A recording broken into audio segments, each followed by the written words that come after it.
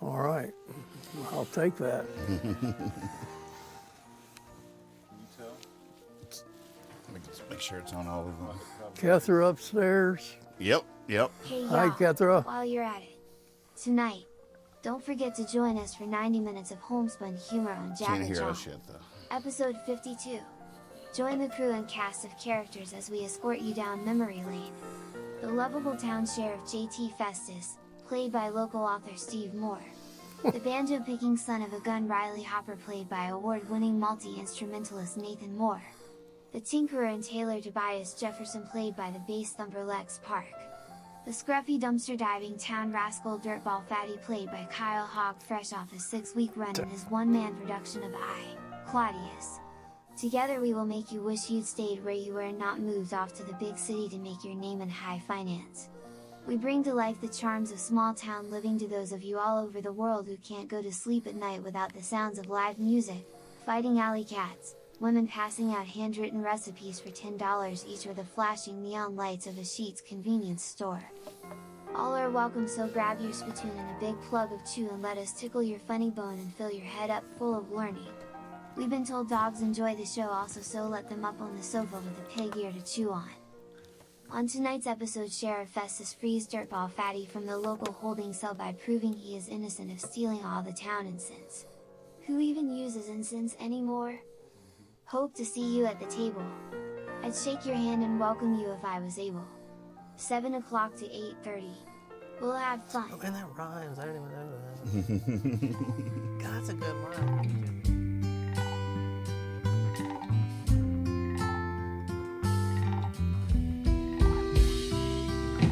Three little frogs sitting on a log. One of them fell in. One frog said to the other frog, well, you better go get her. Two little frogs sitting on a log. One of them fell in.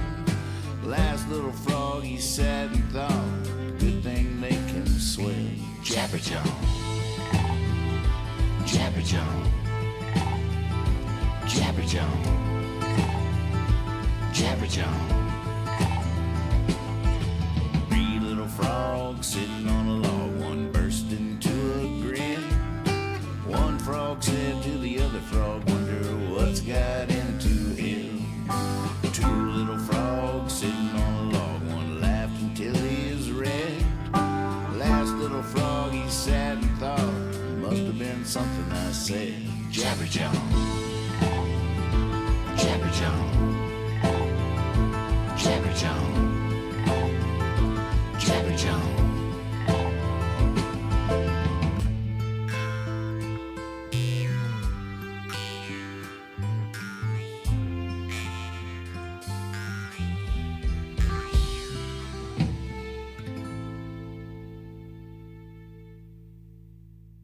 Like a multimedia feature. I don't know if it's open, but it's on there. Oh, we're live. My goodness. Welcome to Jabber Jawn. Just a little fancy sign here. Oh, man. Welcome to Jabber Jawn, everybody. I'm your host, Nathan Moore. This is Steve Moore. This is Kyle Hogg.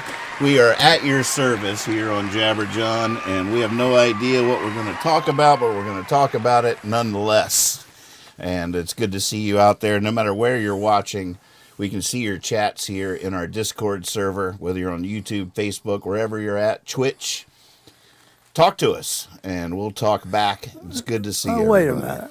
Okay. That's just wrong. What's wrong? What you just said is wrong. Talk to us? Yeah, well, the thing, I want to make a public statement that I don't ever see any of the statements. That we were just talking about this. Right. That, y'all were making some great comments last week about the show I was doing and asking good questions, and I never heard about it till the next day. So that, what we're talking about is, yeah, tell them to do that, but tell them we're not watching. I don't watch. Right.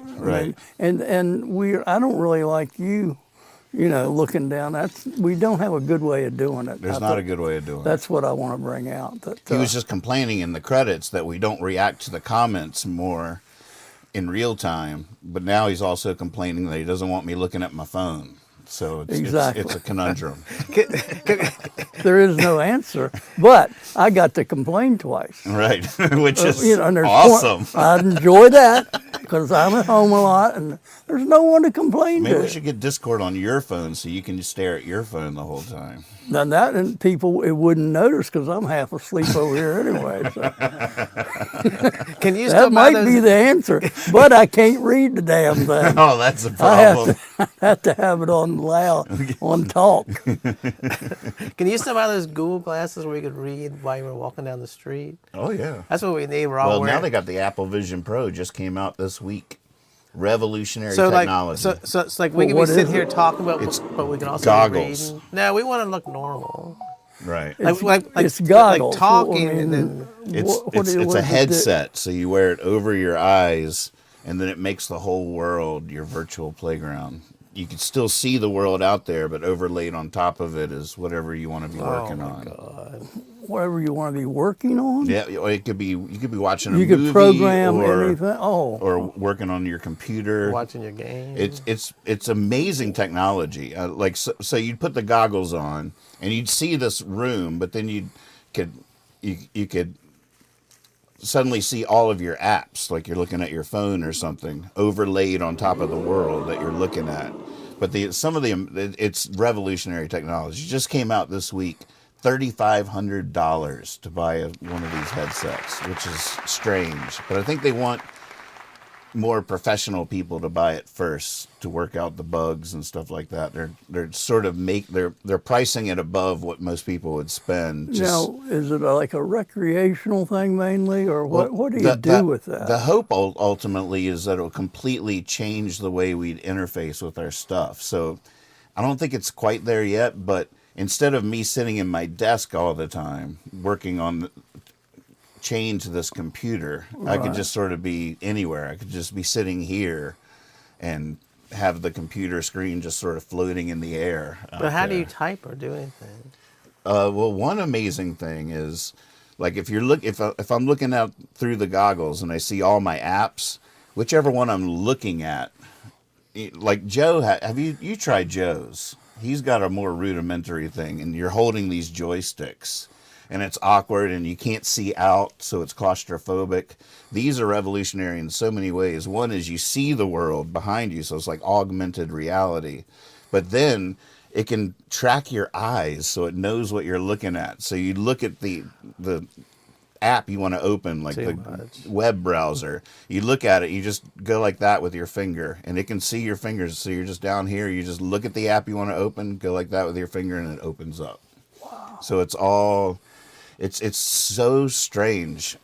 You're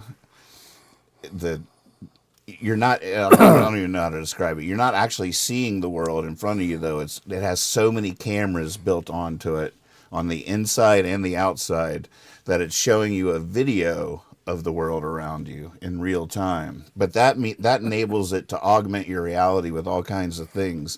So like one of the demo things they have in there is you can look, so you could pretend like, all right, I'm sitting here and be like, oh, I want to be in a field and I want to be looking at a drive-in theater size movie screen, and it'll completely feel like you're there, like you're sitting in a field and there's a giant movie screen in front of you and you're going to watch Star Wars or something.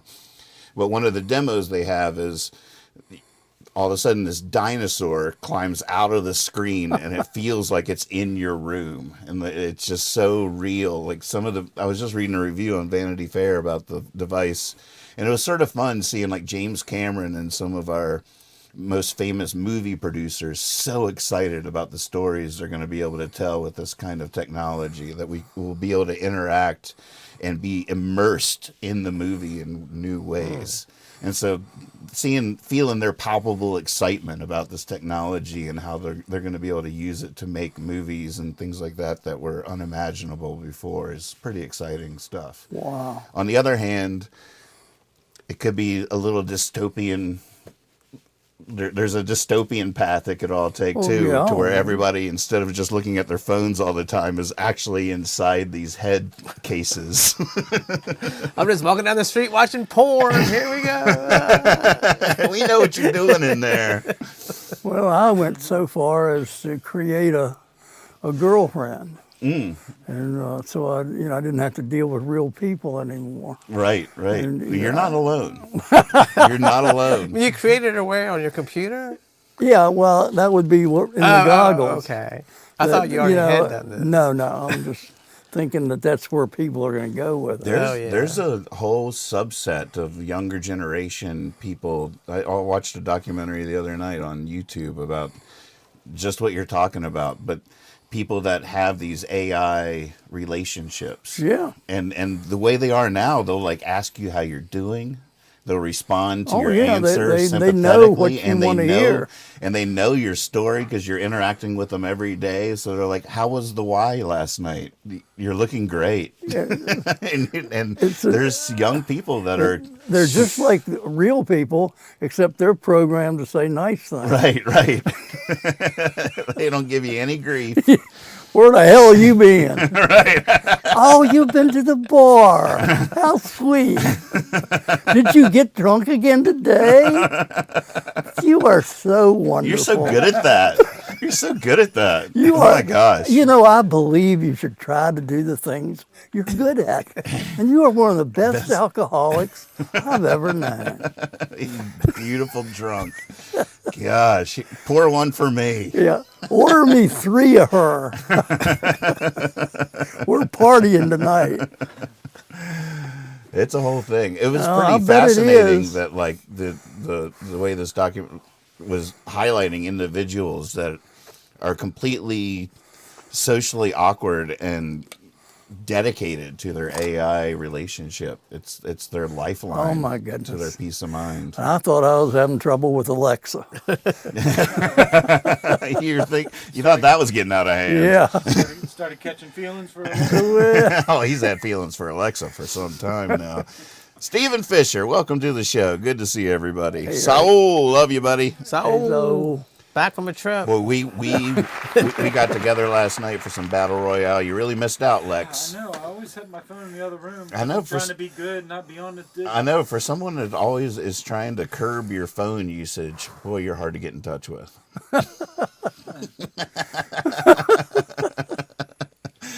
Like, what's he doing on that thing? It sounds like part of it's working, at least.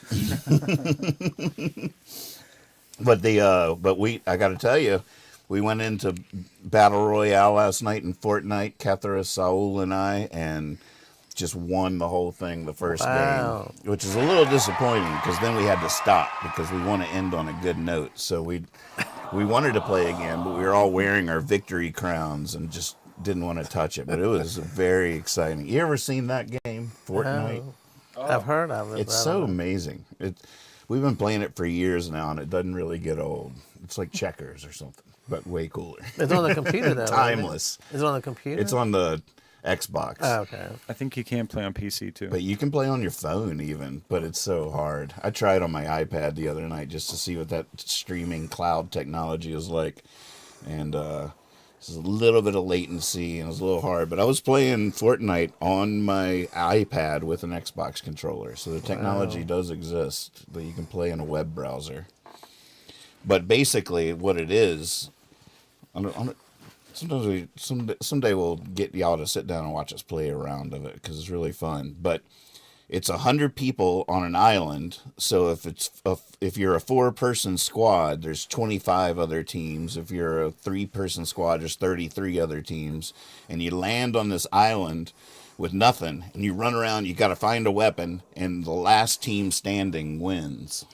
And you're competing against, and you fight. Yeah, you just kill each other. Oh my God! But you're fighting actual other human beings all around the world. So that's so much better. It is better. Spread the love. It's a little more satisfying than just killing AI people because there's someone throwing their controller against the wall somewhere in the world. So you all killed like 96 people last night? We did.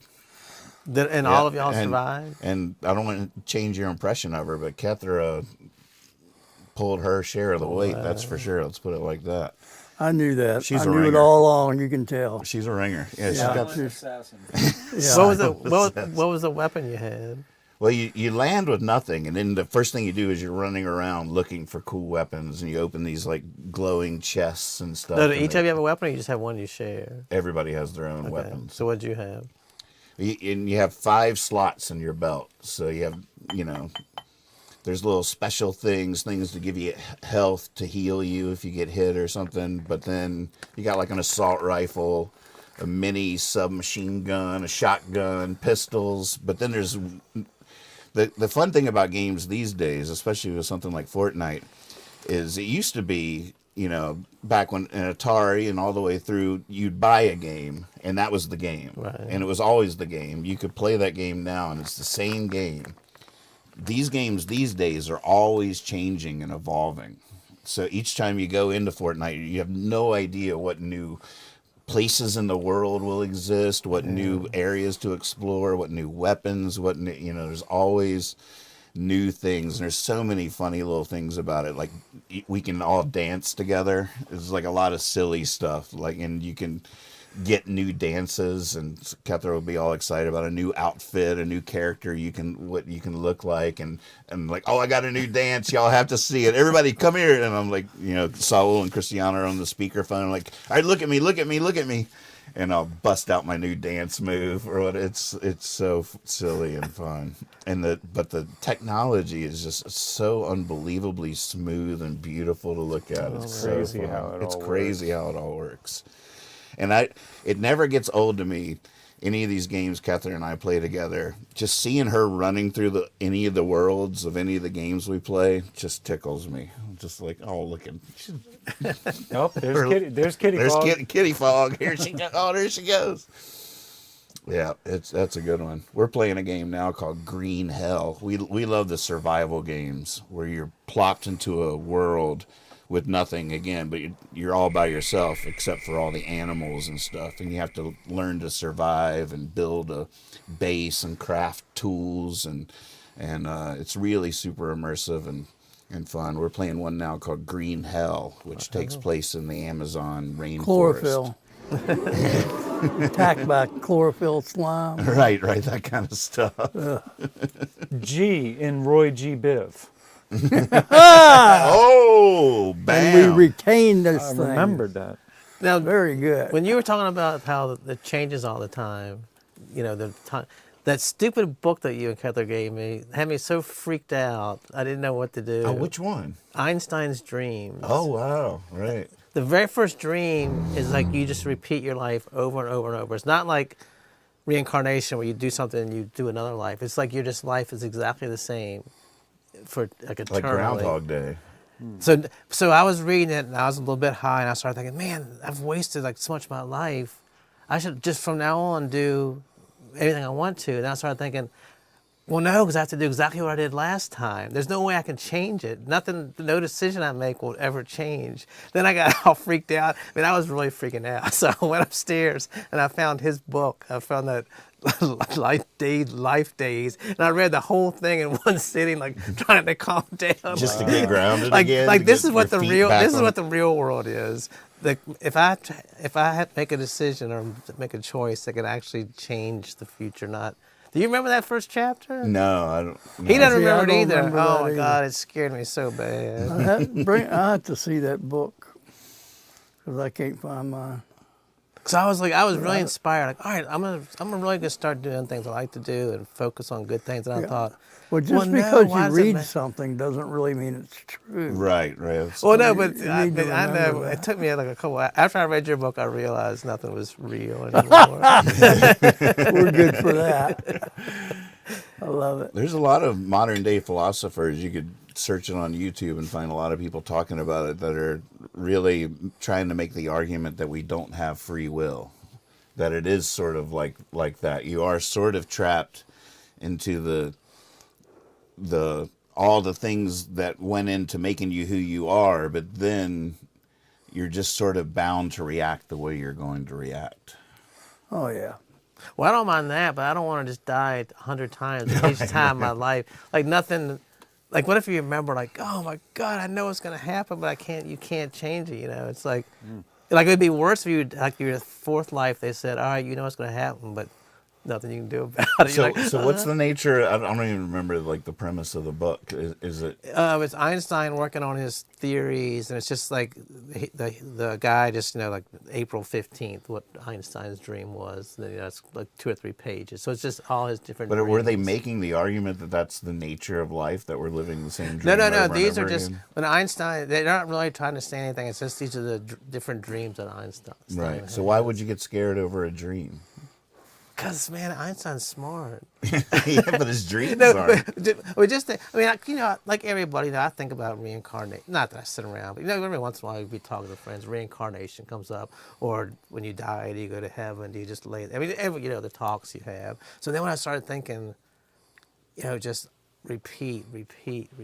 Like, and then it reminded me when you said I had those games, you knew if you did this or this or this, that would be the result. Right. But like the way it is now, you said, that's what I want life to be. Where Right. I don't know if you're going to bump into me and cause me to go off track or something. Right. Oh man, I could barely sleep that night. I think we need to get the boys some goggles. Right. I think we need to light up some incense. Oh man, Light it up. I saw your post about incense. We do need to light up some incense. Now, what is this fancy thing you have? I see back there. Oh, Joe brought me this. Or should I on one light of his mine world first? travels. My world traveling brother. I forget. Oh, my Thailand, gosh. maybe. Could be. He's been there, right? He's been there. But look at this thing. This is an incense burner. You put it in there. Once we get it going good, and then the smoke comes out of his nostrils. Oh my gosh. Perfect. Where does it But go? sometimes it snuffs out the oxygen it needs to really burn. Well, that's deep. It might fall over. I don't have a good grip on it. You can fix it. Oh God, that smells good. Where'd you get that? I got it at that weird little shop downtown around the corner from Maid. They sell like insect bodies. And... You been in there? That's where I get mine. Yeah. You get incense? Insect bodies. Oh. Have you been in that store? No, they sell crystals and stuff there Yeah. too. Yeah. What kind of insect bodies they got? Everything. What are you in the market for? Crickets. I like a couple crickets before I go to bed. They used to keep me up. It makes me feel like I'm getting even. Getting even. For all the incessant racket. Yeah, for all the times they kept me awake. So Nathan has that fancy piece of artwork, and I have this handcrafted teepee. I have to hold it up for him to see it. That's a good one. See, mine, the problem is it doesn't get enough air sometimes. It really has to get going first before it really... I'll Look leave at it that, open for a man. second. Man, we are about to have some profound thoughts. I feel like we're really about to... Oh, that's nice. This, for some reason, incense smoke has just entranced me lately. So do you burn a lot of incense? When I write at night, like when I'm writing letters, just writing stuff, I burn incense. And then but I don't know if you ever saw the video I put where the incense was going down inside that can. And that blew my mind too. Like, how is that Oh. working? Like So you set the incense on top of a can and the smoke was getting sucked just in. had where it was like a beer can. Can you explain that? I think I'm going to. No. Oh, yeah? Yeah. Oh, cool. Might apply in some way. We'll try to figure it out. Interesting. Yeah. I'm intrigued about that. So before you give your today's lesson, I was wondering, just thought it would be healthy to talk about like whether or not we have a little bit of an identity crisis in terms of what kind of show we're trying to do.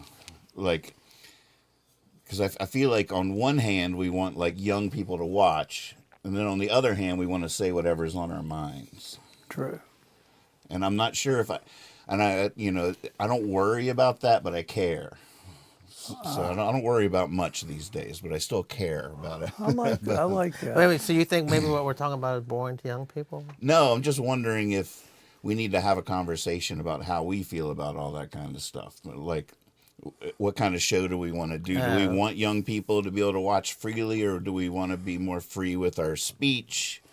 Do we... Oh, I understand. Yeah, well, I think that's a good thing that we need to talk about. And I consider the audience to be the future, Right. and I think in terms of the kids and the family. So I'll kind of want people to know what I'm really like. Right. And you know, like that word that people, the one 4-letter word that, you know, ends in uck, that, you know, you can't say. Right. If everybody, you know, everybody knows it. And, you know, like I will say that word very easily out in public because for my whole life I never said it one time in a classroom setting. I was trained not to do it, and I didn't do it. If I did it, there was a bad reason. But that would mean when I was out and about at night, being me, I would say it more than I needed to say it. Right. So How the fuck y'all do? Yeah, I used it as a semicolon Right. Right. or an adjective, like, yeah. So you know, on here, who do you want to see? You know, Right. and that's kind of what and do I want to hold that back, which I can, or do I certainly don't want to overwhelm anybody with it. But, Right. you know, but at the same time, if it slips out, you know, should I feel bad? No, it's just me slipping out. And you got to understand, I'm not perfect, but I don't want, yeah. Wait, don't Oh tell my me God! this. Wait a minute. That's what I was thinking. I was thinking, God. Did I say Stop that? the camera! Stop the camera! All right, stop it right there. Rewind. Edit that in post. All right, I'm through talking. You know what I meant. No. Well, you know, I think it's a good thing because I worry about it. But in the bottom line is, when people watch it, I want them to see me. And if it's unvarnished, I'd rather it not be prissied up. Right. This is me. Right. Whatever it is, it's just what I've got left. It's not all of me, but it's partly me. But, you know, so that's how I kind of feel about it. You know, I think we all have our own little limits of things we want to talk about. Like, you know, I haven't talked about any of my sexual problems yet.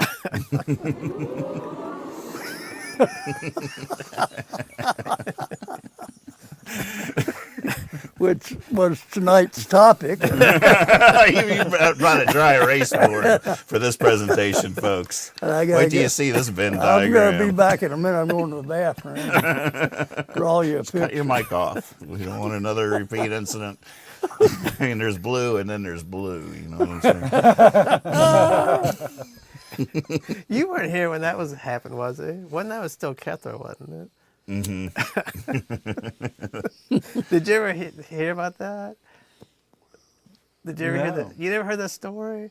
And we were all just sitting there like, what in the world's going on? Wait,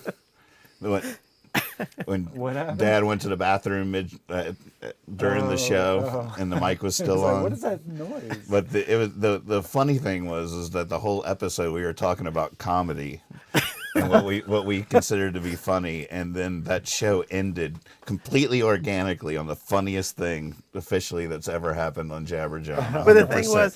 It was such a comedy of errors. Like while Dad had to go to the bathroom, so he gets up mid Kyle telling a story that moves Kyle to tears. He's like choking up. But the thing is, we didn't know it. He had peed in something else, but he was pouring it in the drain, which was what we heard. So I thought he was pissing. It was like, I was like, good God, who's back there? It was so. And then we didn't really know whether to laugh or like, try to cover it up with like, And I came back innocent. I didn't know I was yeah, he hooked came up. back in and said, I didn't know they had heard all that. Oh my. Carl says candid honesty will be more appreciated. Yep. Hey, Heather. She says people who don't really know who you are, Steve, are missing out. I agree. oh, that's sweet. Isn't that sweet? So give him a big F-bomb. Yep. I don't believe in gratuitous acts like that. Mm-hmm. If I give you one, it's going to be seriously hurled. Right. Do you want to try to answer the science question of the day? You want to go there? You want to start? Sure. Well, this is Kyle's science question of the day. If you have one out there yourselves, send it on in. I'll fire it I've been away. riding to work with no music or no, just in quiet, letting my brain roam. On purpose? Yeah. So driving home today, I don't know what made me think about this. Let's just agree that at 32 degrees, instantly at 32 degrees, water melts or unmelts. And I asked if the water would, at 33 degrees, would the water, the same amount of water, freeze first or from an ice cube melt first? If that makes sense. So he's wondering if you have an ice cube, or if you put water in that's 33 degrees into a 32 degree freezer, will it freeze faster than if you pull an ice cube out of a 32 degree Right. freezer into a 33 degree environment? Which happens faster, the melting or the freezing? I think I said that right. Yeah. Mr. Moore. And we know you're not perfect, so I'd say the melting would take place, Lester. The melting is more, what's the word for it? For getting Entropy? Entropy, exactly. Things come apart faster than they go together. It's easier. wow. It's easier to come apart than it is to go together. It's like, would it take longer to build this desk or destroy it? Exactly. Or Well, for the molecules to line up in a certain order, or just to individually fly away whenever they want to. That's what you're asking there. So there might be some type of organizational pattern to freezing that's not involved with that, but I don't know about that. But I was just thinking, plenty of times I've had like some ice cubes in a drink. You look over 5 minutes later and it's gone. I've never been anywhere cold with a little bit of water in a glass and looked over. There's like an ice cube in there, or Right? There you go. There's a fun So- experiment that I've seen online a few times where you take a water bottle, put it in the freezer for a certain amount of time. If you pull it out at just the right time, it's still a liquid.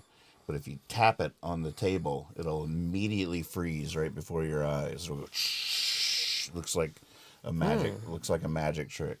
What? That'd be the crystals lining up there. But what is it about the jarring? You just got it started. It's kind of like activation energy for any reaction. Like if you have a fire, you have to light a match to get it going. So every reaction needs some type of activation energy. So you popped it and everything got shook up and started reacting. And then once they started reacting, it's spontaneous. We should try it. We got a freezer over there. I got some water bottles. We should try that next week on the show. See if we can make that happen. Yeah, that'd be cool. I did bring something else that Can I borrow your lighter to get this guy going again? I was just using matches, but yeah. Talking about science, do you remember these things?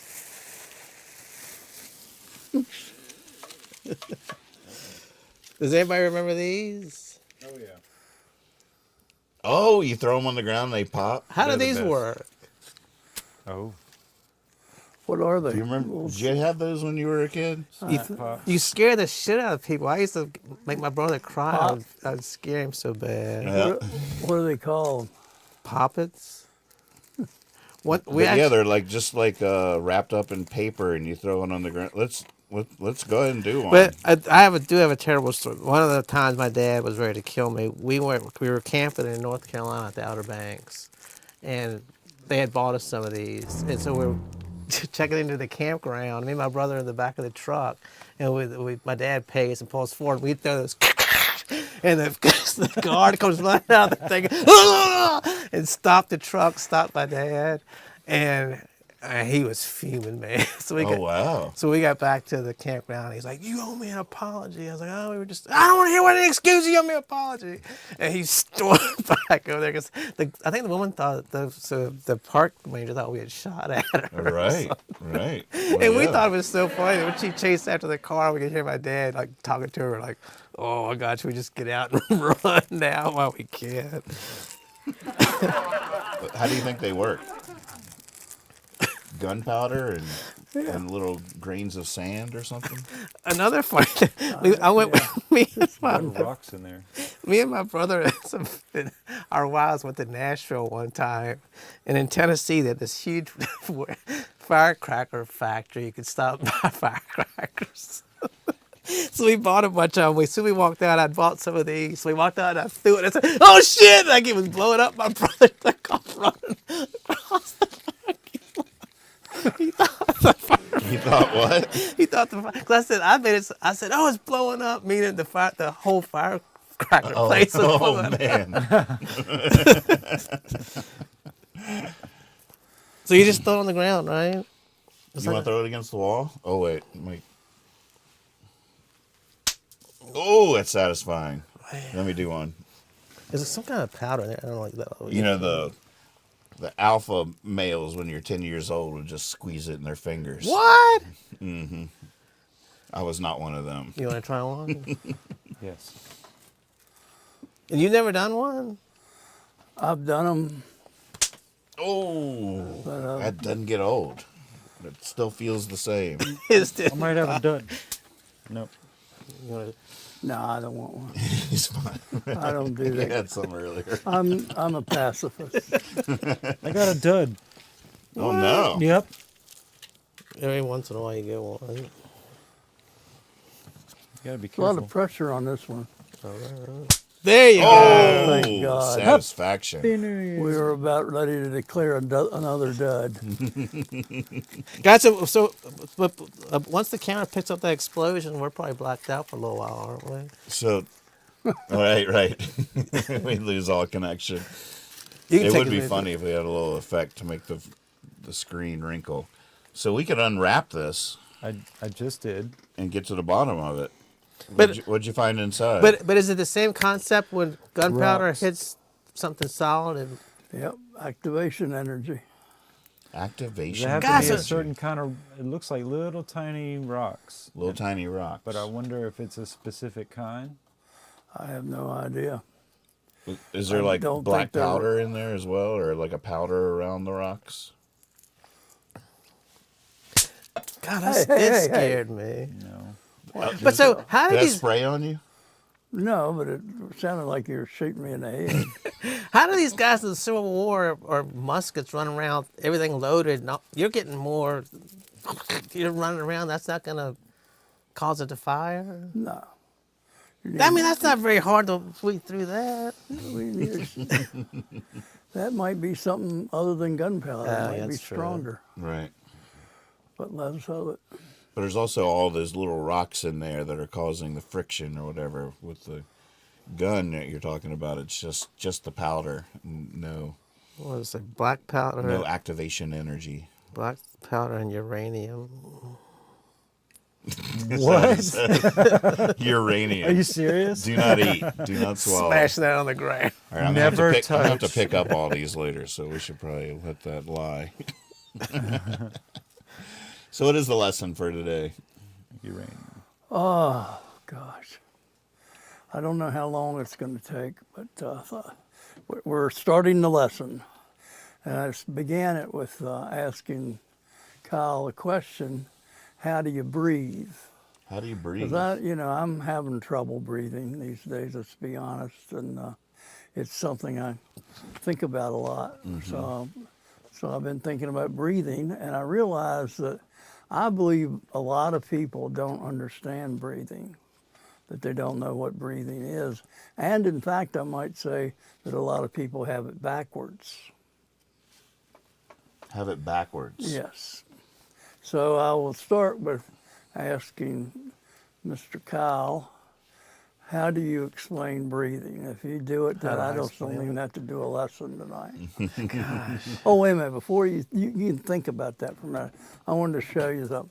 Here's something else I was thinking about today, how we're talking about how you can get a concept when you're real little and have it last forever and learn something. But I was thinking the other day that there was an experience I had in like first or second grade, and it was a student next to me, and I was a doodler. I've always just done doodles while I'm like in a classroom or something. But when in the first or second grade, I wasn't, I didn't have any style. And But you were already a doodler. I was doodling, but I didn't know what I was doodling. And so one day, there's another student, I have no idea now who it was, but they changed my life. They said, draw a box. And I know y'all know how to draw a box. Yeah, I think you taught me this one. I probably did. But so I went and I drew a box. And that's what the box looked like. And I was pretty happy with that box. It's a pretty good box. I think it was a good box. Yeah. Can they see that? Mm-hmm. All right. It's hot on the Well, he mic. said, well, that's not a box. Or she did. I prefer to think it was a cute little girl, but that's my goggles. So she took this and she said, all right, now this is your lesson, children. And I'm thinking, I bet there's somebody that's 40 years old that doesn't know this. Right. I mean, I'm going to show somebody There's something. going to be people that are going to start doodling tomorrow. There's for going to the be first time people in their that are life. happy that are going to go to work and say, you want to see a box? Right. So what you do is you put a dot in the middle of your box. Just put a dot there, right in the middle. Mic turned off. Did it turn off or did it? I think so.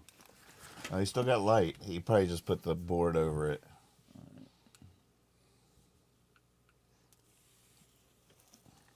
This is how valuable these secrets are. The government shuts his microphone off when he's getting ready to tell it. Do not teach them how So- to make a box. So take the dot and you make a box just like your box. And that's the key. You want to make it, now you can measure it, but you don't really have Same to. size. Just the same size box and do it again. And there you make another box.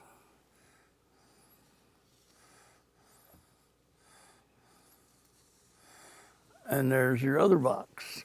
So now you have two boxes. This is almost like magic. But when you connect the boxes, The corners. the corners go, and all of a sudden Look at that. you have a box. 3D box.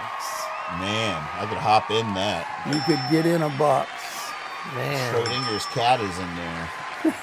Exactly. Or Pandora's mystery. Well said. I like that. A little physics illusion. See, that's where you pick up new. There's some guy that's a physics major saying, "Oh wow, Oh, this is my show. this guy knows some shit." But it's also beautiful the way you described as learning that. She didn't teach you about perception or depth, but she taught you how to doodle. That's the artistic way of viewing the world. Yeah, that's another way. Well, what I was going to do, and the reason is I was going to do a box, and I say, if this was a real box, this is the start of that was not the lesson. That was the That was a freebie. that was That's the right. pre-lesson. All right, now if that was a box sitting there on the floor, what would be in it? Microphone cables. Oxygen, air. Good answer. Oxygen. Anything Nitrogen. else? Nitrogen. Oxygen. In other words, there'd Air. be air. The gases that make up air would be floating around in there. All right, so there's your boxes right here. And then we talk about, I guess we're going to talk about density for a minute. Okay. And density is a wonderful thing to study and do the math. Density is the mass of something, which is how much actual molecules of material there is, over the volume, which is the space it takes up. So your volume can be empty. The box could be a vacuum and have nothing in it, but that would be hard to do. But it's bound to have something in it, and it's usually going to be the same gases that are out here. So that's what we've got here, is a volume, which is the size of the box, and the mass is how much stuff is actually in it. Oh my goodness. Is that okay? Yeah. Does that make sense? Because that's all you need to know to understand breathing.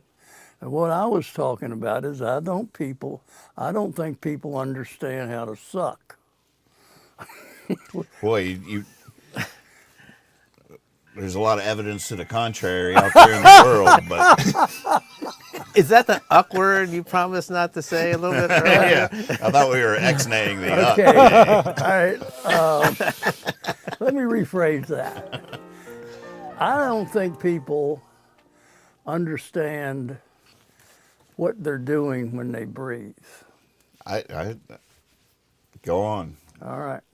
So, because I always thought, and I'm not saying this is like an accusatory thing, I'm thinking this is how I always felt before I studied any science. But I just thought you used your muscles and somehow pulled the air in.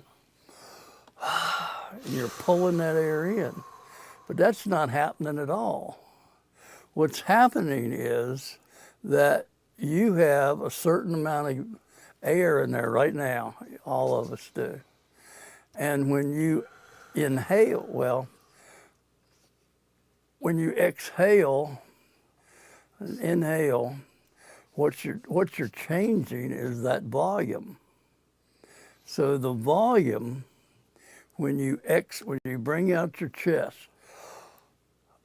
that's the most volume. So more molecules can fit in there. So when you exhale, you've increased the capacity inside. When you exhale, you're Right. letting, no. Right. It's when you inhale that you enlarge. Right, right. Yeah, when you But exhale, by exhaling, it allows. you're like he's exhaling, saying, you're getting rid of the gas that you've used up. But when you pull in, you've created what they call a partial vacuum, which means that the air pressure, you ever pick up a 15-pound weight? Once. They're heavy.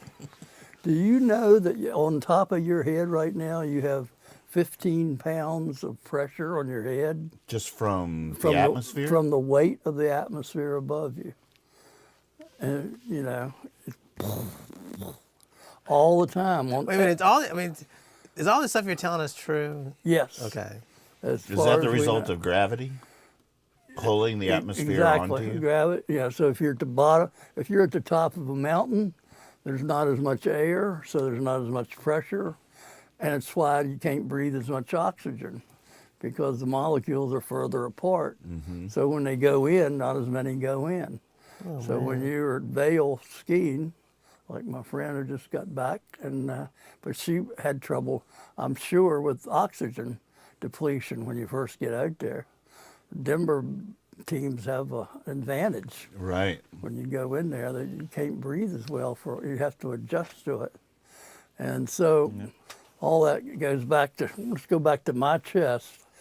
When I inhale, I am creating a bigger box, so that 15 pounds of pressure pushes it in. So when you suck, you're Pushes not what really in, the air pulling in? it in. The air is pushing into you. So it's just, so that's what I meant by most people have it backwards. They think we're pulling the air in when actually our environment is pushing the air in. Interesting. And when you exhale, So you we're are just increasing the volume for for that partial fill. vacuum to create that vacuum for it to rush in. So it's like the box is underwater, and when we breathe in, we just open the box, and the water comes gushing in. Exactly. Interesting. When you think about it, we've all done this, where you take a beer can, you're out at the bonfire, and you pour most of the water out, or the beer out, and then you hold it over the fire. Well, what happens? I've never done this. Me God, neither. me neither. Bunch of nerds. I'm like, I have not Well, lived. you scientists really party different than we do. We're all like trying to hit the don't- Eagles harmonies over here. Right, yeah. You can't hide your lioness. Meanwhile, over at the scientist It's a pretty party. chill party, though, if you guys are just pouring all your beer out. You know? No, we drank most of it. Somebody was laying on their back because they poured most of it out. Chug it. Not all of it. Not all of it. We need a little bit for the experiment. Save it up for science. Come on. Save enough for science. So what you do is put it in the fire, and the liquid evaporates, and it fills up the can with water vapor, and it pushes the gas out. Then you take the can out of the fire and put it in ice water or anything like, put it in water, and the water vapor, because of the cool air, condenses back to a liquid. And what you've done now is created another partial vacuum, and that air crushes the can. Oh, wow. And so you get a crushed can that way. Oh my God. That does sound like fun. We've been partying wrong. And then your for years. your child asks you how that happens, and you make up some bullshit because you never had my class. The invisible hand of, right. Yeah. God Crushes it. understands that can needs to be crushed. And you do. It's another sign of God. But when you were talking about how, that you're not really doing anything, I started thinking about if somebody says hold your breath and so you stop, and then they say breathe again, you don't really do anything. It's Right. like nature's just doing it. You're not. It's not like all right, I've stopped. Now I've got to start doing something again. So it really does show that you're not really doing anything outside of the pressure, Yeah. the mass. Well, you are doing something because you're Making the space for it. making that space, so you're exhaling.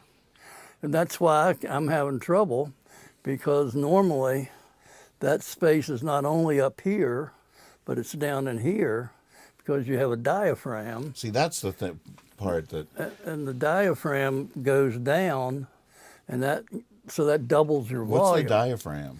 Diaphragm is just a muscular partition that you can, when you breathe in, it automatically pulls So when you're down. breathing in, it's pulling. It pulls down and constricts, and that gets more volume below it. But because of my liver not doing what it's supposed to be doing these days, I have all this backup waste products that it can't handle. So I'm full there, so my diaphragm is not functional. Wow. So when I breathe, I'm breathing simply right up in here, whereas you can breathe from all the way down here. My whole life as a singer, there's this idea that you sing from the diaphragm. And I've never in my life felt it. I always try to think about it, but I always feel like I'm visualizing my insides wrong. Like I've never understood it. Like there's like sing from the diaphragm. Like, oh, like, Yeah. I'm like, am I doing But when it? you do that, when you just did that, you don't sing like that. Right. I mean, I think some people, Okay, if you were, like I think of an opera singer singing from their diaphragm. I think of a folk singer singing from their heart. That's a little poetic license. Which is interesting because Folkism. the other thing they tell you in like vocal lessons and stuff is like you're singing from your chest. You sing from your diaphragm. You'll get more air behind it for all that. That's kind of weird, but it's more Right. for like formal, fancy singing. Yeah, exactly. Opera, stuff like that. But But not I've that never been able to feel like I was doing that. Like, oh yeah, that's my diaphragm doing that right there. Like I've never Yeah. been able to get my brain around that idea. But I've never even heard it explained That to is, me like that. there's- I didn't think of it as a muscle or anything. So- now people say, that the drowning is like once you've 10 minutes of terror is over, drowning's a nice way to die. Is that because of your body, the lungs, and you're not? I don't know what I'm trying to say. Does that have anything to do with it? I'm not sure what you were saying. I'm not sure either. What was your? I just wondered because your body, well, that doesn't really, because if you got shot in the stomach, your body would stop working to it. That'd make that enjoyable. That question was going nowhere. Okay. Well, I mean, it might go somewhere because if you're drowning, are the same forces at play to a certain extent? Like Well, that's sort of what I was trying to say. the water is coming in from the weight of it. No, Well, I mean, I don't know the question well, either, but there is something. He's explaining it much better than I am. The thing that's interesting is the water can't get in there because there's gas in there. That's where the trick is to make the partial vacuum. Is you don't lose what's in there. You make that's where the D equals M over V. Instead of making it less molecules, that would be the M. You make the volume bigger, so it goes down. So it's by making the volume bigger. So when you're drowning, the water can't get in, but just because of the gas. Now, if you're exhaling, it's going to run in quicker. So I thought when people, like if you cut up a drowned person's, their lungs would be full of water. That's not true. Yeah, eventually. Oh, but basically, Once all the gas gets out. oh, so but Yeah, basically it you die replaces because it. you just can't get oxygen because the water's blocked. Right. Oh, wow. Yeah, So- you can't. This might be an obvious question, but it might have a surprise answer. Can you hold your breath longer after an inhale or an exhale? It seems like common sense would say after an inhale. Exactly. But is there any surprise? I don't think so. You never did this experiment out when you were camping with the beer cans and stuff?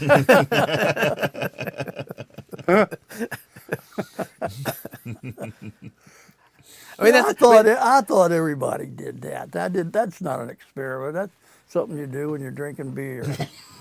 You want them. you know, but this is how much we don't think as people.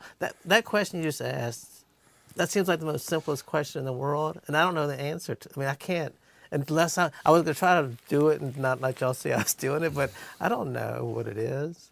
Right. Because sometimes when you're holding your breath, nothing feels better than when you like let it out. Then you feel like I can go for a long time now that I've let it out. That is true. Like, because if you're seeing how long you could hold your breath and you took a big inhale and then like halfway through you exhaled, you haven't taken a breath Right. yet. But would that extend?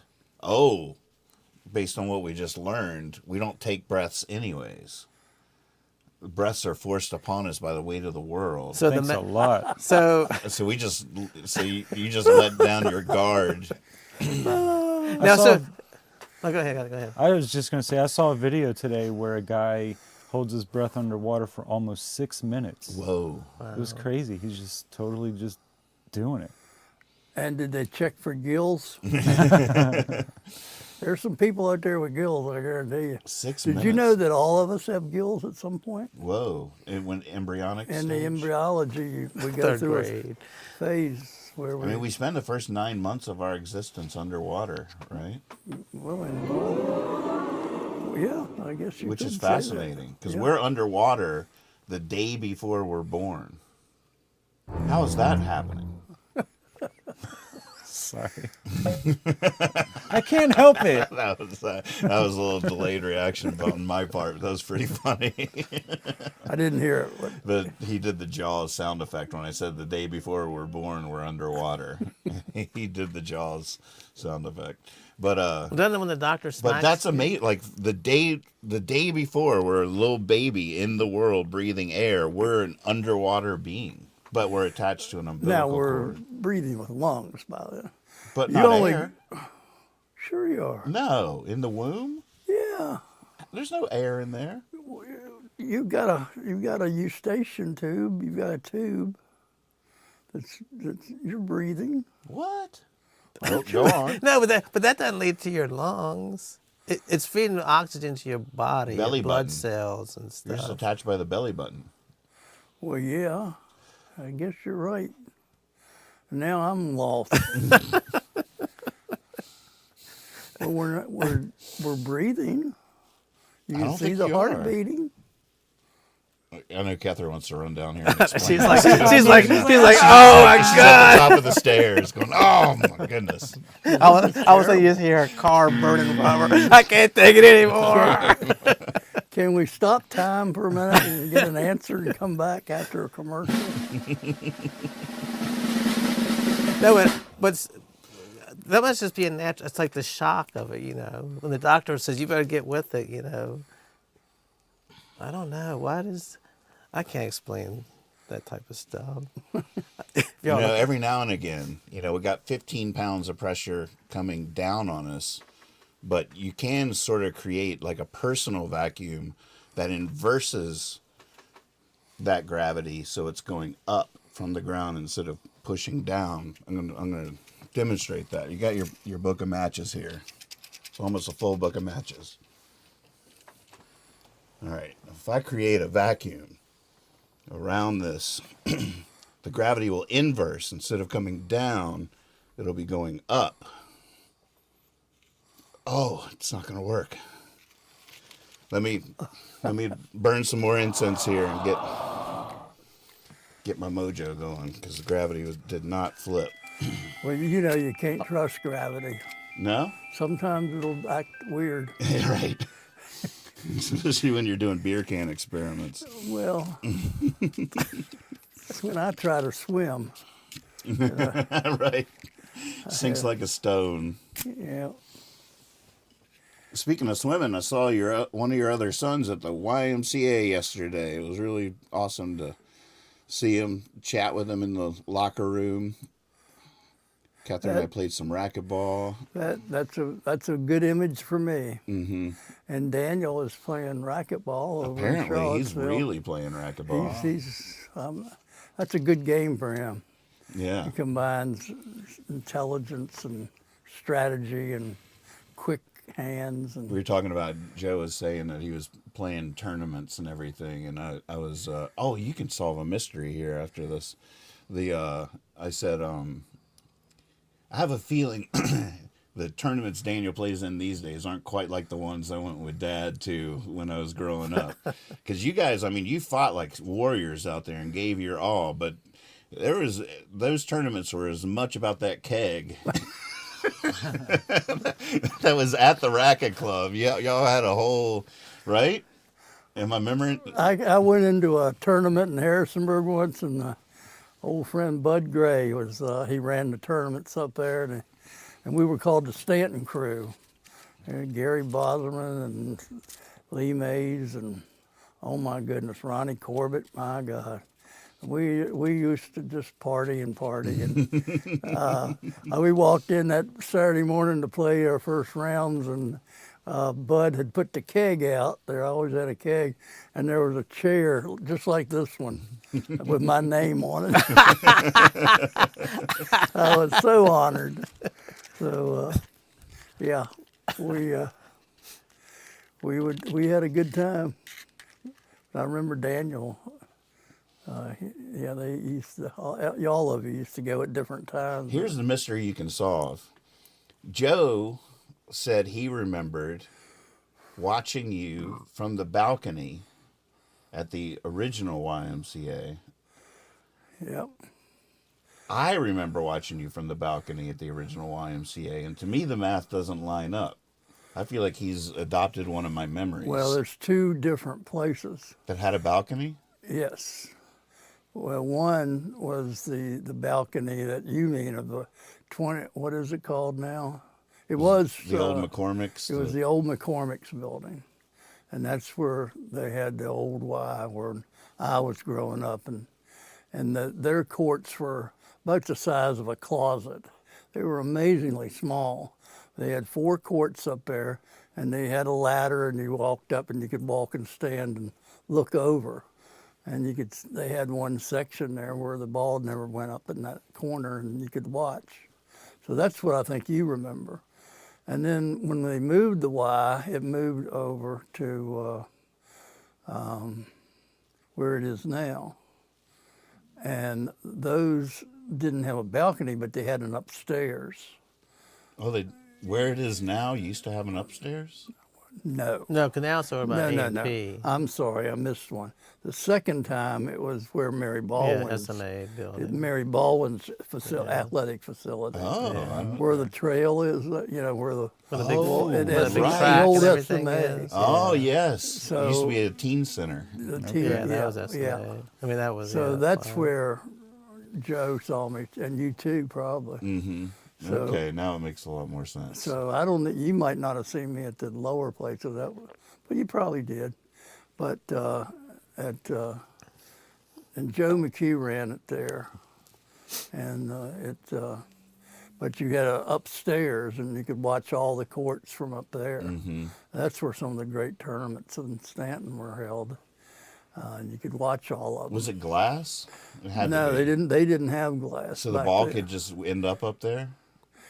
Yeah, but it never did because of the angles. The ball would seldom go up there. Right. It could, but You would think it could. It could. If you hit it low on the wall, low on the Yeah. front wall. yeah. So Now, what if you were playing racquetball in a room that had like that powder? We were just the walls were lined with that. With every pow, would it set off like a? That'd be awesome. You got to get on this. I wouldn't play that. Think how exciting that would be. Man, that would be so For cool. the kids. Yeah. Here comes Machine Gun Steve. No, I don't like it. So All right, let's see if I can do it. Okay. You know, the weird thing is, this week I was wondering if you, because I was thinking about 52. So it's 52 cards in a deck. Oh, And I right. was like, man, I wonder if he'll do any We could play a game magic. of 52 pickup.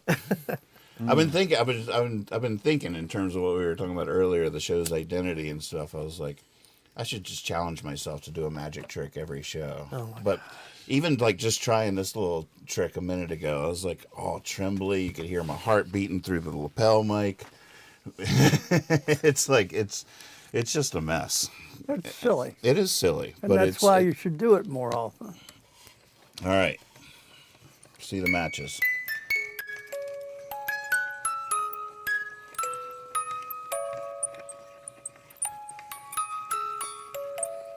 Drum roll, please.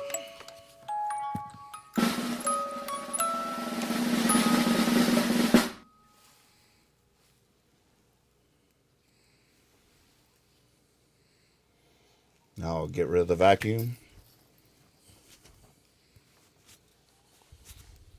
What? See, I didn't start trembling. My heart's not beating so fast. I calmed myself down and was able to create the vacuum that was needed. Inverse gravity, right here. Wow. Well, watch out! You gotta blow your pants up when you Oh, go- no. When you get the Boy, I'm going to have a lot of cleanup after Man, tonight's show. This is ridiculous. damn bidet. I'm making a lot of work for myself. You go- Fireworks all you over go- the place, you go- matches everywhere. and I haven't even started. Yeah, right. Dad hadn't even crushed a beer can yet. Believe you. And watch what happens when you piss into the fire. Can you believe it? My dick's about to blow up. Hey, We talked about this, and you decided that's fine. So jeez. You know, that's the whole thing about it, all of that is that I believe, that I learned a whole lot from my bad teachers. And I think people can learn from. I mean, look at that behavior. That behavior right there didn't make anybody want to go out and be like Kyle. right, No, it but was, it was embarrassing. exemplary of It what you was- don't want to do. I mean, teachers. Do you mean anybody that can teach you, or like growing up teachers?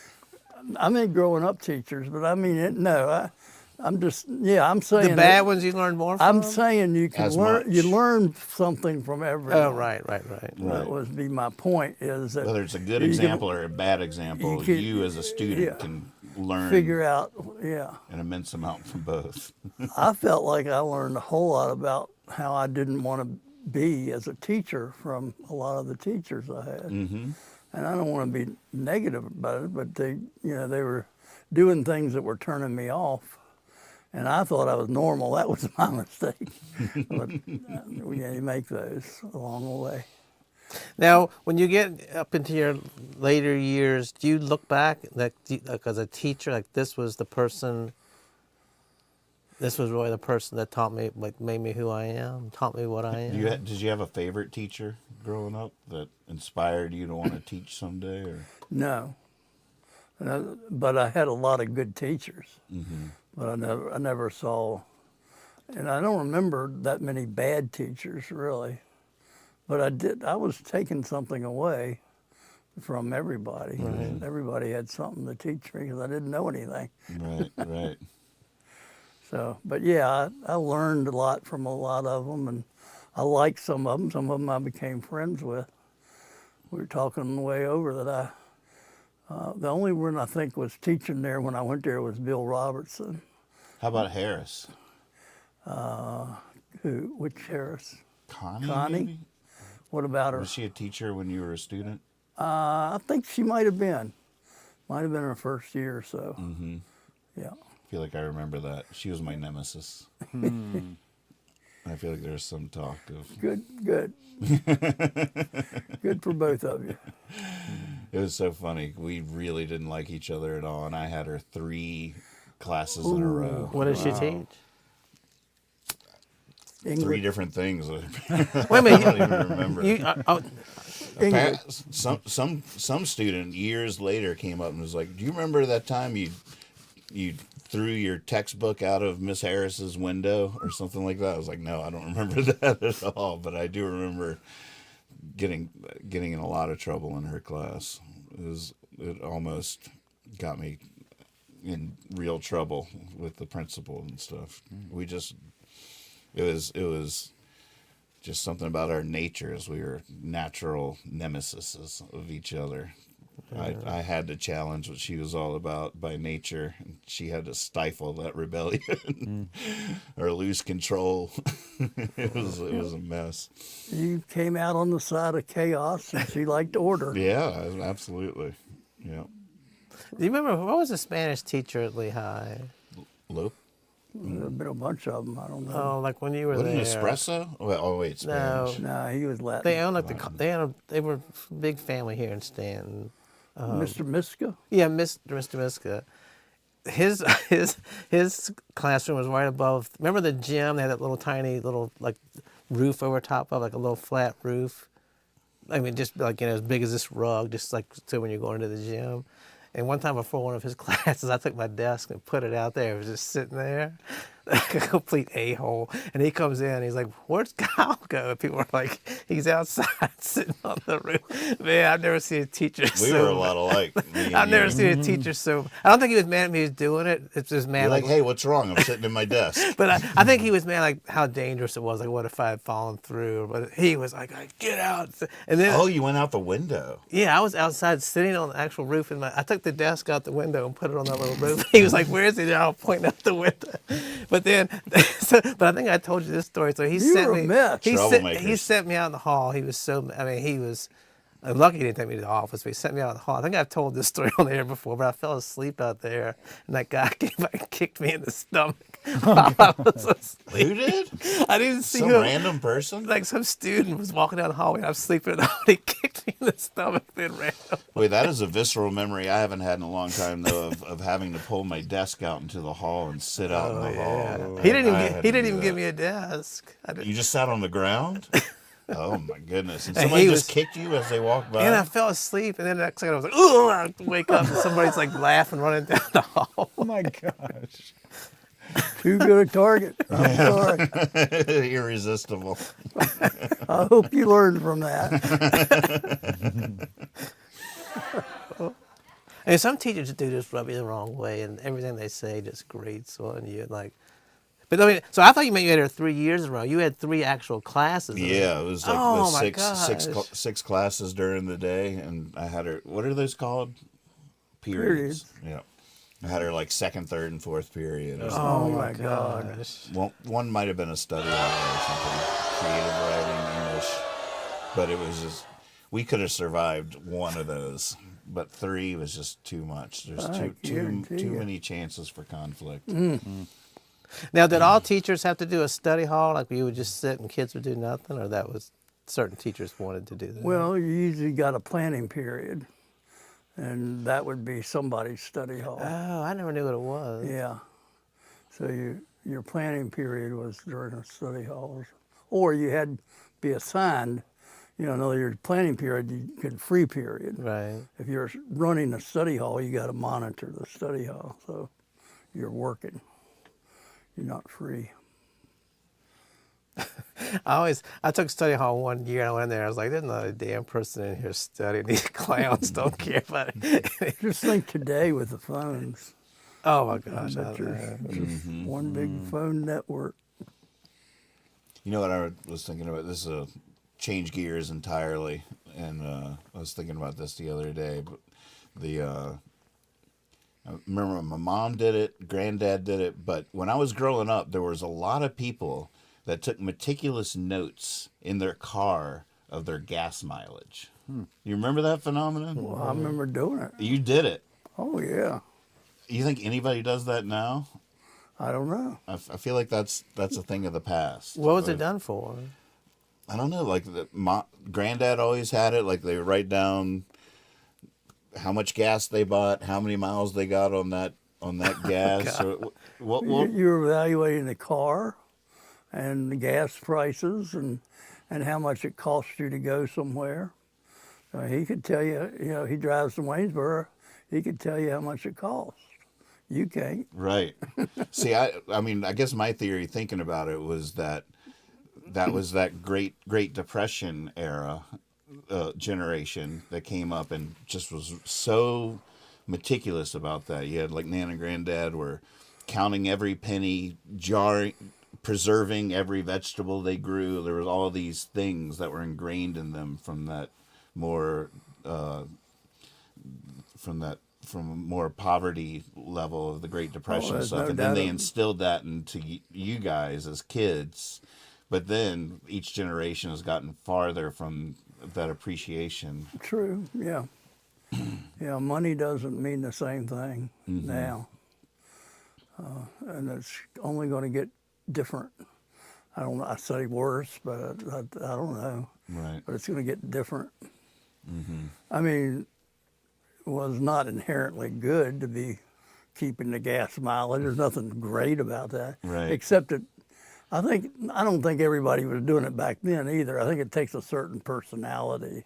But were you doing it because Granddad expected you to do it, or were you doing it? I was doing it for economic reasons. I was one of those people that was trying to live on, I was trying to raise a family. I had alimony, and then I had a family, and I had one job, and Marion wanted to take a year off to be with Joe, and I'm counting pennies. We're drinking Milwaukee's Best by the fourth week. It was terrible. It's a horrible time. That first week I drank Michelob. Right. Then we went to Budweiser. Right. Then we went to Pabst, and the last week of the month was Milwaukee's Best. They would usually give that away if you buy some bologna. They still make Milwaukee's Best? I bet- haven't seen I it bet- sold around yeah. here. Haven't seen it in a while. I think they sold it all. They finally ran out. finally got rid of that old stock that they were selling for years. Man. Oh man, I'm missing so many chats. Good to see all your faces in here. I guess I'll start from the last one. Josh, good to see you. Most What's up, VW Josh? drivers had to learn to do that or run out of gas. Oh, I've heard that. Yeah. Then there's people who do that for sport, coasting downhill in neutral and such. Right. Great. Oh, it's a game. Yeah. It's like, oh man, I got 1,000 miles out of that last tank or whatever. Definitely. I got all the way to Waynesboro for 10 cents. Boy, if you Beat hit it with that. if you hit it with the wind at your back, you can really shave it off. Next thing we'll know will be Hunker in behind an 18-wheeler and use their air drift or whatever to increase your mileage. next thing we know, Catherine and Saul and him will be playing the gas game. They'll be, how far can you get with this much money? Come on, y'all, we can beat everybody else. Draft. Well, the reason that game's not popular anymore is people don't want to know how much they're spending. That's not a pretty number. No. It's a high number. Yeah. I'm just seeing pots and pans in here yelling that my pants are on fire. Oh, that's when the matches. Yeah, because everybody saw the matches fall to your cuff. I really should have read that earlier. Yeah. Now I just got third-degree burns. Pants are gone. No pants. Liar, liar. Do kids still say that? Do your kids, did they ever say that? Liar, liar, pants on fire? I said that. We did. Do you remember that ever saying that? Oh yeah. Oh yeah. Was that back around in the... I've heard it. Yeah. I wonder if there's less of that. Like I think Ben Franklin said it first. I just read a book about it. Or I watched the show. He said everything first. Ben Franklin was What show amazing. did you watch? It was a Ken Burns special. Oh yeah, I it's bet that was good. wonderful. Yeah. I learned I so love much. everything he makes. He is so good. Mm-hmm. But that was so fascinating. That time with England and France and the characters he drew, and he was over in France. Just everybody loved him. Mm-hmm. He was so popular. And John Adams come over, and he's that Puritan, right or wrong, and it was just such an interesting contrast there. Mm-hmm. And the French were all about Ben Franklin. They loved him, and he loved them. He was an amazing man. So many inventions. Oh my gosh, he was great. He had a wonderful mind. Now, do you think the intellectuals back then, they all spoke another language? Like, do you think French for him was was that just something anybody smart would do back in the day? I think a lot of the what we call aristocrats took different languages, Right. and they had a background in the classics. Right. It's amazing to me how many people did have back in the day. I was reading about the Civil War book of how many of them, knew Latin and Greek, and you don't think about that. Right. So there's been a proposal for I'm not sure it'll work out next week, but if it does, but the idea of all of us getting together and watching a movie, like maybe the Wednesday before the Jabber Jawn show, and then we do like a review of the movie. It's been proposed, since none of us have seen it, to do Barbie. Have you seen Barbie? I haven't seen it yet. So we could all go to your house or something and watch Barbie, and then talk about it on the show the next night. I think that would be wonderful. Should we shoot for that for next week? Yeah. So we're going to try to do this and get together and watch Barbie next Wednesday. I can't decide if we should talk about it immediately after we see it or save our thoughts for live on the air. It's a tough one. It'll be hard for us not to talk about it a little bit after we see it. Yeah, I think we should, if we want to, or I'll always hold a little bit back, for the audience. Right. I feel like we should probably take notes if we're able to while we're watching it, and then we can look back on our notes. Okay, I believe that should be a personal. Right. Well, I'll just lead by example there. You're going to be jealous of my notes, though, is all I'm saying. The only notebook I have is my gas mileage notebook. I'll just keep it in here. In Right the now. margins, right next to your cube. I'm that you starting just to learned get draw. irritated now, and I haven't used the word all night. But that cube thing you showed, I meant to tell you this earlier. I'll probably draw that, like at work, if there's nothing going on, or like they put you on hold. I probably draw that design more than any other thing I've ever drawn in my life. Is that right? Yeah, two squares and you line them up. Very satisfying. Yeah, you like it because some of them are like really nice. Like, God, I got like all straight lines on But this. then you can one. get into erasing a couple of lines and shading, practice shading. You can have an apartment building in no time. Yeah, a little modular situation. my MC Escher design in there. Like, which way do I hold this little thing you did? All right, so this is like our Siskel and Ebert moment when we. Yeah, exactly. Do we have like a rating system we need to we can have some? Oh, we can do the thumbs up, we thumbs do- down, yeah. all that stuff. Yeah, we'll have our own style with it. Maybe we could even have a clip, or I don't know, a multimedia version of it. I do have a special announcement. I only because I did not instigate this or make it happen. It's just because there's some people I find it very hard to say no to. One of them is Molly Murphy, and she reached out to ask me if I would be part of a songwriters showcase. So on February the 10th, a week from Saturday, I guess, I'm going to be performing downtown with 3 other songwriters that I've never met. I'm very curious to meet them, and he's showing the ad on the show right now. I can't even remember their names yet because I've never Where's met that them. Got Kelsey Ryan, Rob Cheatham, and Julia Cottrell. And where's the venue? It is going to be at Queen City Music Studios, Studio C, which is downtown. Downtown Stanton. Saturday the 10th. 15 in advance, 20 at the door. There's tickets and everything on the Queen City Music Facebook page. So a rare, it'll be a rare sighting of this bird I am. I'd like to see that. I don't know if I can make it, but I'd like to. What time does it start? Wonder if they'll video it at all. 6 I don't p.m. know. Oh, it starts at 6. It starts at 6. Yeah, I could. Well, I'd like to see it. Yeah, we'll see what happens. We can get there and sit through the first 3, then before he goes on, we gotta get out of here. Yeah, we'll bring like 20 people and walk out after your show because we got a lot of class. I imagine it's. I don't know if we're going on one after another. I just assumed, but I could be wrong about this, that we swap songs, Oh, very cool. which a lot of times is how those Swap things songs. work. Where all 4 of us are up there the whole time, and we each take turns singing. I got you. But I was just assuming that because I've done those so many times in the past. Maybe we do each do a little set. I'll find out. If you want, the other 3 are playing. I can take your seat and put it outside on the balcony on the roof. You can just wait out there. If you fall asleep, we'll kick it this number to come back there. Well, that's a very cool idea. We'll be there. I'll be there. I think that's all of my important notes. 6 o'clock next Saturday. Very cool.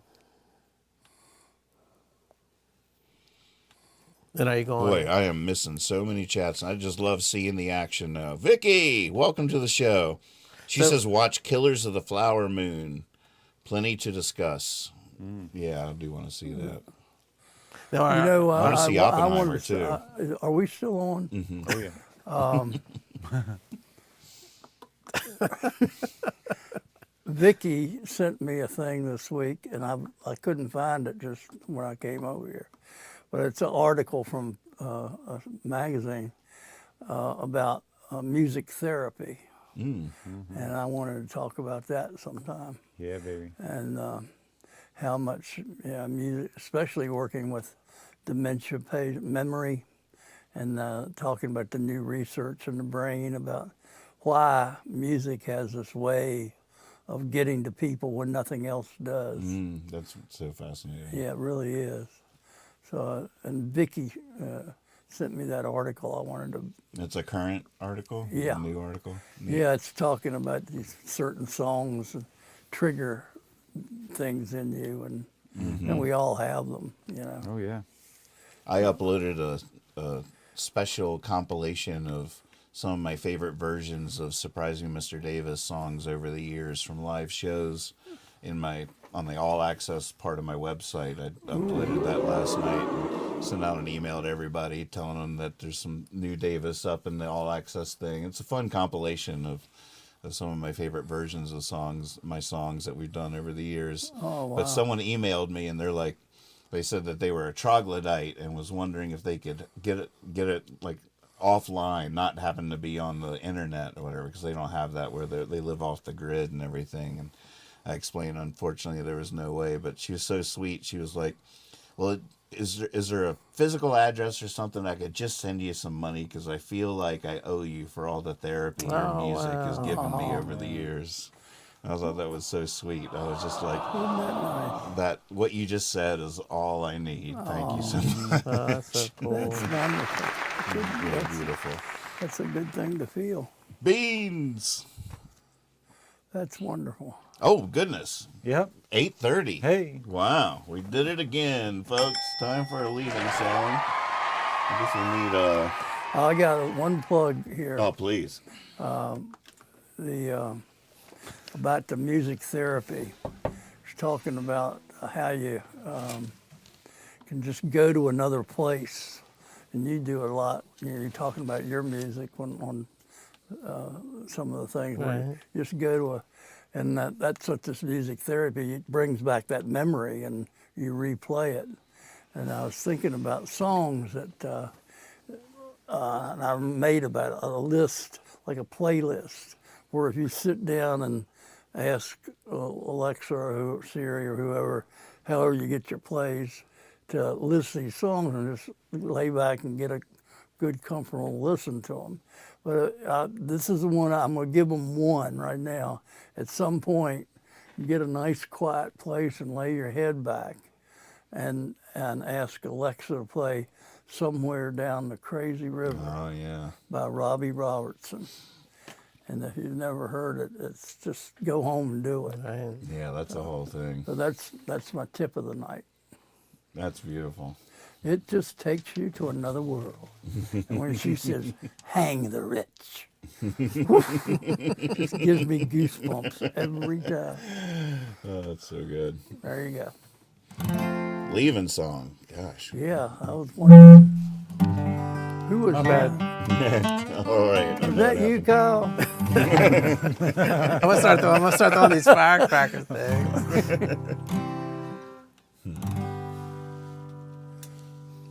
This in your Jimi Hendrix one where all these matches light on fire. Isn't it?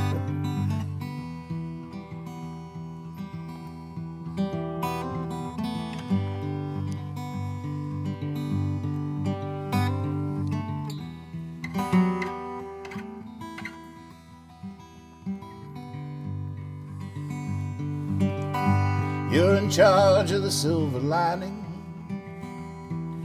Yeah, those clouds are up to you. There's a sweet song somewhere when you're pining, just waiting until you're through. And if you're determined, you can believe, and if you can believe, you'll have faith, and if you have faith, you can love, and if you can love, you'll be safe.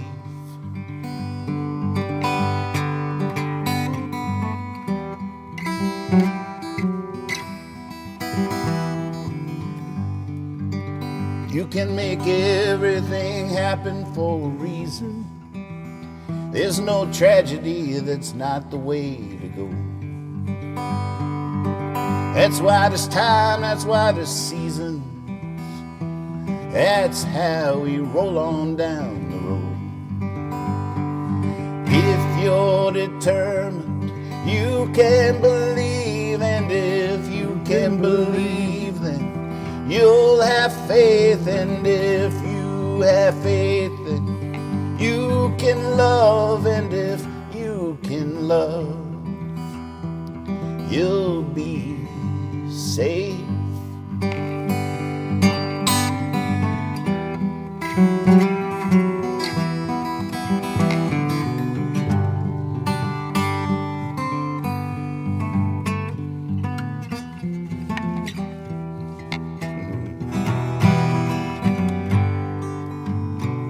So don't be too hard on you.